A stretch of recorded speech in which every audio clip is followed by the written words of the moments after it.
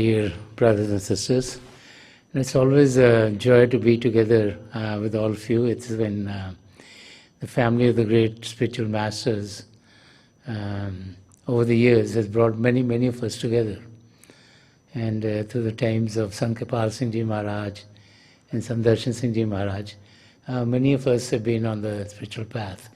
Many people, when they think about growing spiritually, they just think about, the virtues to be inculcated, like the virtue of non-violence, the virtue of love for all, the virtue of doing selfless service, and our attention is in that arena. And we forget the most important arena in life, which is gratitude. And so, gratitude to God is something which, when focused on, brings tremendous, tremendous joy in our life. As a person, many times, instead of focusing on what we have received, instead of focusing on what is good in our life, we are only focusing on what we don't have. Gratitude is a means by which we thank God. Gratitude is a means by which we are praying to the giver to not only keep us happy with what the giver has given us, but also to be protecting us and caring for us in the future. And so I'd like to relate an anecdote which talks about how two people who might think differently, interact with each other and think about life. It's an example that you might have heard before too. There's an example about many people being on a ship and traveling.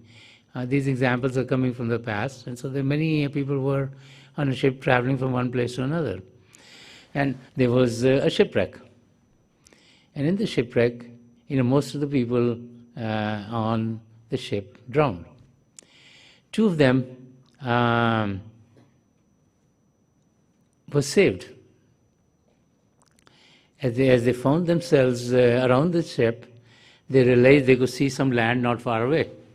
So they swam and they get to the land. And as they got to the land, they realized that and this was the time where there were no cell phones, and if there were cell phones, maybe there's no service in that area. And so they had no means of connecting with anyone. So they started thinking, what should we do? And they realized, there's a land, there's a little island with trees and other things.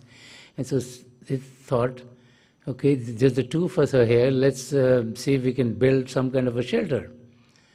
So they go and somehow get some twigs and branches and everything and make a little shelter for themselves. As they started to stay there, they started to realize that both of them did not know each other, even though they were on the same ship. And as they started to stay together, they realized both of them were very different. One of them was a pessimist. He was always complaining, how can God do this to me?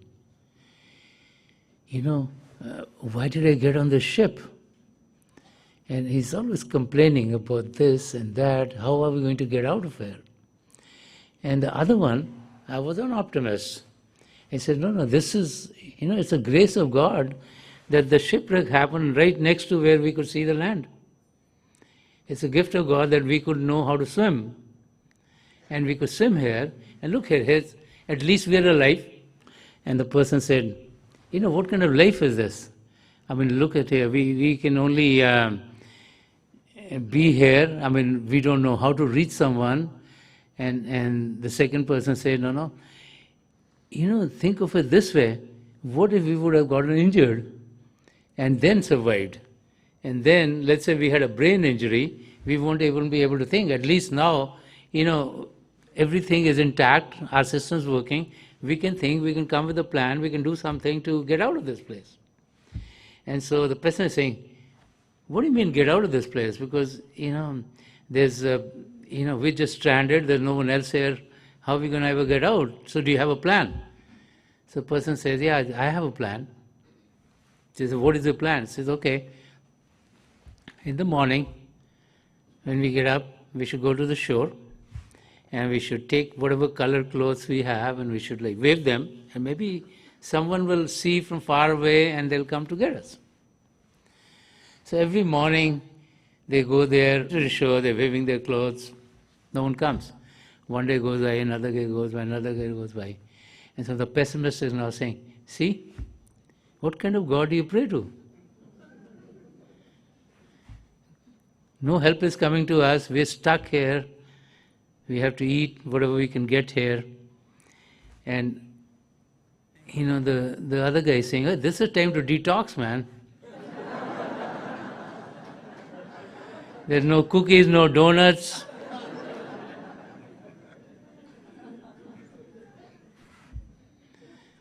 This is good, it's cleansing our body. Because all we get is berries here, and all we get is some vegetables and some fruits, and everything is natural. It's a good life to have. And so they're going back and forth. And then one day, as they're coming back in the evening, because all day they're going with their clothes, maybe someone will see them. And they come back, and as they get close to the hut, they see that the hut is on fire. And all of a sudden they take some water that they had and throw it, but the fire doesn't go, and now they're watching, and the pessimist is saying, what is God doing to us? We had built this hut, and now this hut is gone, and what are we going to do? And the one who's grateful to God is talking about, maybe something good will come out of it. Thank God we were not sleeping in the hut when it caught fire, because we would have gone with the fire too. And so they're going back and forth, and then they finally, there's a lot of smoke coming, and all night long is burning, so they go under some tree and rest that way, and think the next day they'll try to do something about it and build another hut. So they get up in the morning, and the pessimistic saying, I am sick of everything here. I don't know what to do. I'm not going to do anything. So the optimistic guy says, okay, let's at least go to the shore and try our clothes again. Maybe someone will show up. And the pessimist says, I'm not going any place. He says, I just stay here because it's useless to go there. So the optimist says, okay, if you stay here, see if you can get a few branches together, but I'll go and I'll do all this. So in the evening when I come back, then we'll make this hut. And so the pessimistic stays there, and the optimistic guy goes to the shore, and as he gets closer to the shore, he sees there's a big ship there. And all of a sudden, the captain of the ship is out of the ship and says, hey, can we help you? He says, yeah, we need help. We've been stranded here. And so the captain sends a little boat, and people come in. And as they come in to help this optimist here, he brings them towards where his other friend is. And as soon as the friend sees other people, he says, who are these guys? So he tells them, they came in a boat. He said, they came in a boat? So they ask him, how did you come here? How did you come to the shore? And they said, we saw so much smoke coming that we thought there must be something here. Maybe someone needed help, and that's why we came here. We were going far away, but the smoke was so much that the captain decided to come here. And so the optimist said, thank God for sending them to help us so we can go back to our homes. And it was then that the pessimistic also realized that help comes to each and every one of us, whether we believe in God or we don't believe in God. We are children of God. Okay? So God loves us tremendously. And so it's this, those of you who are parents, how many times in the year we buy gifts for our kids? It's the birthdays, or it's Christmas, or Hanukkah, or Diwali, or some other functions that happen. And so what happens? You give a gift to your child. Now, if the child looks at the gift and just puts it on the side and it looks like they're not happy, they didn't like the gift, you feel very bad. Because as a parent, you want the child to enjoy the gift that you give the child. Okay? And so when the child likes the gift, then it gives you a lot of happiness. So it's the same thing with us and God. God is giving us so many gifts that we don't realize how good our life is And when we only focus on what we think we want, which might not be good for us, and then we are not full of gratitude to God, you can just imagine how God would be feeling. And so, gratitude is a part of life which is very, very important for us to understand. We should all realize that this creation has many, many beings there. The human beings is just one of the 8.4 million species. It's a great boon to us. It's something that we should all be grateful for, to be in this human existence. Our real existence is at the level of our soul or our spirit. And so that soul can transmigrate into any one of those 8.4 million of existences. And so being in the human body, which is called the roof and crown of creation, is the greatest of blessings that we can have. Because it is only in the human body that all the faculties that are required by us to know God have been provided. And there are so many species of animals and birds and fish, and they live only by instinct. So when they have an instinct to be, let's say, instinct of hunger, then they go and try to get something to eat. When they have an instinct of protecting themselves, then there's either they run away or they fight, the fight or flight syndrome. When they have an instinct to procreate, then they procreate. And so they live by just instinct. The human beings live by instinct too, but then along with that, we have been provided the faculties of being able to recognize ourselves truly. That in the East is called the faculty of Vivek, that a human being can discriminate between right and wrong, between good and bad. And God has provided that faculty to each and every one of us. It doesn't matter whether we're born in one country or another, if we believe in one faith or another, if we've studied more or studied less, whatever cultures we belong to, nothing matters. We all are children of God, so we all have that faculty to know God. And we need to be grateful for that. Because we who are in the human existence have an opportunity to get off the wheel of transmigration. Because we can know ourselves, we can know God, and then we can find the merger of our soul and God, so that we get off the wheel of transmigration. And that is what we need to be grateful for. That's the biggest opportunity which has been provided to us. Then the next thing to be grateful for is that today there are about 8 billion people, a little more than 8 billion people who are living in this world, who are in the human form. Not everyone is thinking about God. There are many people in this world who don't even believe in God. They believe like something happened haphazardly, maybe some planets collided and the earth came out, or no one understands the whole scene. There are many people who believe that whatever we do, that's what the results of our life is. So to be able to be in a state where we think about God is quite a blessing, because we could be in a state where we never think about God, we never believe in God, and says, okay, life is just haphazard and anything can happen, and they go through life, they never think about finding their relationship with God, so back on the wheel of transmigration. So that's the second thing to be grateful for, that God has put us in a state where this faculty to know ourselves and to believe in God is used by us. The faculty is for everyone, but not everyone uses it. So we who can use that and think about God and think, hey, what is the purpose of life? Why am I here?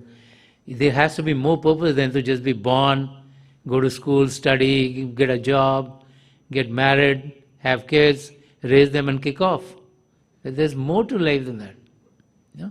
So that's something to be grateful for. And then, as we start to think about God, there are many beliefs that people have all over the globe. So people think about God in many forms. Some have given them a kind of form that they like. They pray to God in that form. Someone prays to God in a statue made out of stone or something, and someone prays to God with going to certain places because in their faith those places are supposed to be holy. And so there are many pilgrimages people take to find God. Okay. Now what is very interesting is when you dig deep into any faith, there is always what is this inner side of the faith, the esoteric side, which talks about the life of the saints and their experiences.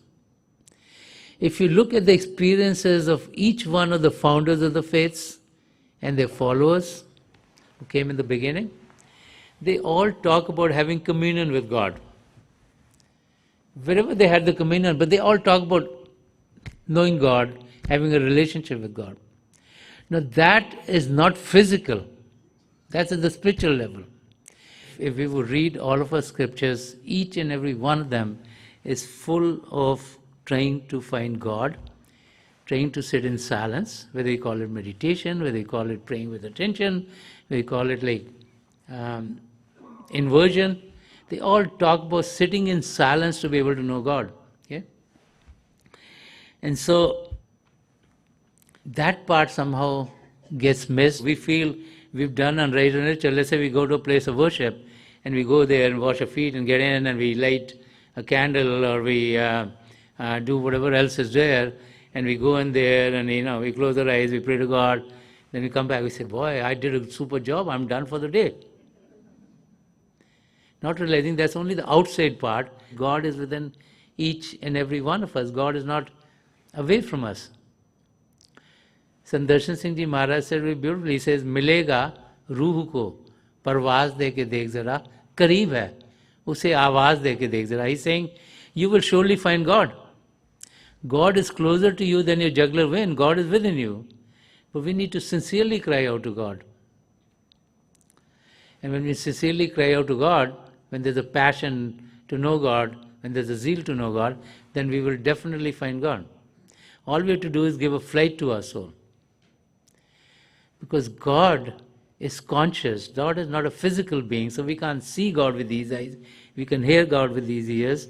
We need to experience God at the level of a spiritual consciousness.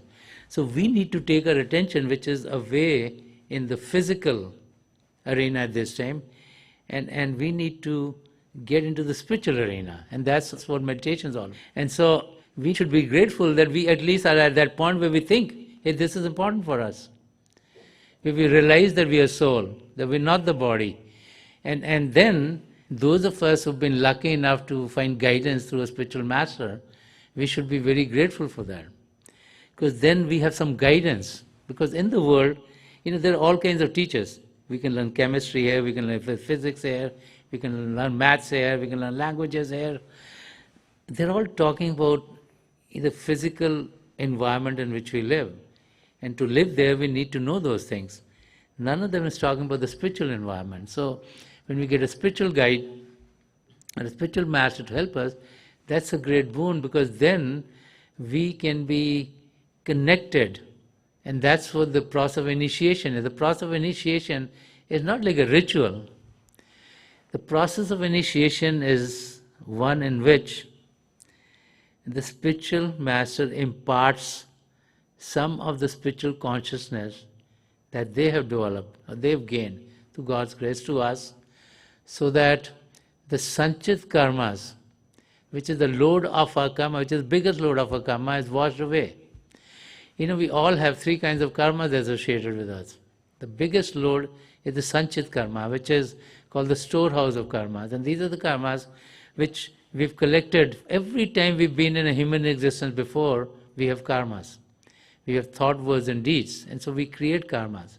And so that karma gets into storehouse of one lifetime, another lifetime, it gets bigger, bigger, bigger, bigger. Now out of that, a part is taken which is called pralabdha karma. Some people call it pralabdha, some people call it prarabdha, the same thing. So this pralabdha karma is a part which we can call the fate karmas.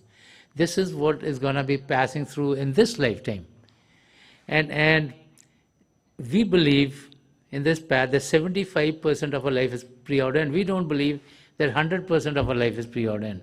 Because we believe if we say 100% of the life is preordained, or we feel like that, then we won't do anything. Say everything's preordained. So the belief is that there's 75% of our life is preordained. But we have 25% free will to make the decision that God has given us this opportunity to be in the human body. Are we making good use of it?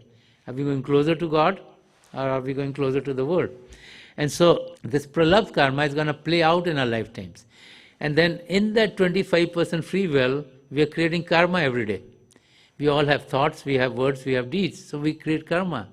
And so these are the three karmas which are associated with us. So at the time of the holy initiation, the impartation of the spiritual consciousness that we receive through the spiritual master wipes out our sanchit karma.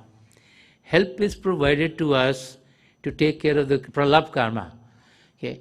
They can be taken away too, but if they take them away at the time of initiation, we'll physically die because there's no more karma left. Okay? But help is provided. And this is what we call miracle stories. And this is what we say, this drastic thing was going to happen to me and I got saved.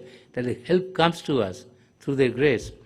And then we are asked to lead a pious life, a life full of virtues, so that on a daily basis we are asked to meditate, connect with this divine light and sound within ourselves, so that we will be burning the kriyama and karma on a daily basis. And this is where spending 10% of the time, like close to 2.5 hours daily, is talked about, so that the daily karma that we create is burning off. So when we get to the end of our lives, our sanchit karma has been wiped out at the time of our holy initiation. Our pralabdha karma is getting wiped out daily, because every day, we're going to pass through whatever, whether it's going to be some good times for us or bad times for us that happen in our life. Help will come to us, will pass through us. And the kriyama and karma that we're doing on a daily basis is being wiped out as we meditate daily. And so at the tail end of our life, we're asked to do Simran, so that no thought comes to us, because even if a thought comes to us, we would be held accountable for. And so we should be grateful that we have an opportunity to understand this life, and we have the guidance to be able to gain from this holy existence that we have in the human body. Because this is a great opportunity to know God. So first we have the human body. That's a great blessing. That's what we should be grateful for. Then out of the 8 billion people, we have a chance to know about ourselves and know God. Then we have a chance to come to the holy feet of a spiritual master, so that we come attend the satsang, we start to know about spirituality, we start to learn more about the spiritual aspect of life. The fourth one is that we get initiated into the mysteries of the beyond, so that we are now in a position that we can focus on the spiritual journey. And the fifth is that after getting initiated, we put in an effort on a daily basis to better our lives, to make spiritual life important in our life, to have the first attention in our spiritual life and then on anything else. And this is why many times when you look back at history, they always picked up the early morning hours to meditate. Why? For two reasons. One is that they're the quietest time of the day, because meditation, nothing new, it's not coming in the last 50 years. But people have been meditating for thousands of years. And at that time, there's no concrete, there's no roads, people would live in the jungles or villages, and the early morning hour was the quietest time of the day. That was the time of the day when the birds are not chirping and all that stuff. So that time of the morning, before the sun is coming out, before twilight, people meditate at that time. It was quietest time of the day. And also, most people in those days would work on the farms. So they got early in the morning, and whether they're milking the cows or they're sowing seeds, and so they were used to early in the morning start the day. And so meditation would be the first activity of the day. So the most important thing that you want to do in the day, you're done with. And then you start doing other things. Because otherwise what happens is, when you start by doing things of the worldly affairs, then they never end. And so you never get the time to meditate. And so today, because people are working 24 hours a day, and you could have jobs, let's say working in the hospital or in, let's say, shopping center which are open 24 hours. You could have jobs where it's not practical for you to meditate early in the morning. Then one should pick up a time in which we are not tired. It's a good time to meditate. And as we put that on a regular basis, then we'll know that the most important thing to do we are focusing on a daily basis. And as we look at gratitude to God, we find that, our life is much, much, much better than most of us think. Many people think of the difficulties of life, but many times when we're going through that, we might think, hey, why has God not made our life better? And then a few years later, we realize, hey, whatever happened was the best thing that could have happened to us. We are only knowledgeable about whatever we've learned in this lifetime. Because when we come into this world, there's a curtain which is put, so we have no memory of our past existences. Okay? So whatever gains we have in this world, that's all we know. And so we relate everything to whatever we learned in this world. But that's a very small part of what has happened with us. Our soul has transmigrated from one existence to another, and we've been away from God from eons and eons. So we've gone through many lifetimes, and there's much that has happened with us. God is aware of all that. What has happened in the past, whatever is happening now, whatever will happen in the future, God is aware of all that. And so God knows what is best for us, because God wants us to go back to God. That's why we have this human existence. So the principle of not my will, but thy will be done. How sweet is thy will? That we need to focus on. We need to recognize that everything that is happening in our life is for our highest good. And for that we should show gratitude to God. And those who do that, we find that their lives are peaceful, their lives are loving, and their lives are calm. So when we start to really focus on what is the purpose of our existence, and we start to take steps in fulfilling them, the key is to sit in silence. The key is to meditate. The key is to find the connection within. And each and every one of us has a direct connection with God. The master power is there like a conduit to help us find the connection. Their job is to help our attention be focused on God. They're not here for us to connect to them. They want our attention or a connection to be with God. And so they're like a guiding force or a guiding light or a helpful messenger to tell us that we are all connected with God directly, and that connection comes on the inside. So let us meditate for a few minutes. Please sit as comfortably as you can.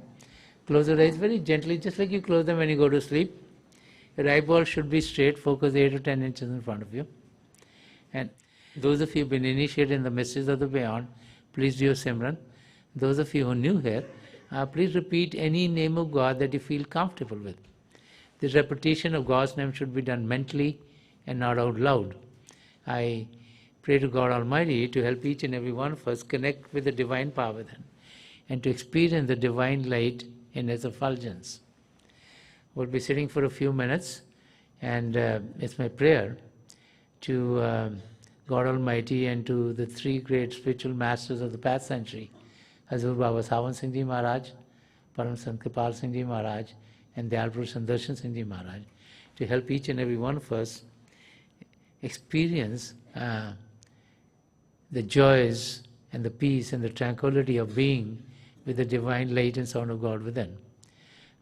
We'll be sitting for a few minutes. I'll be getting out of this meditative state, and my best wishes are with each and every one of you.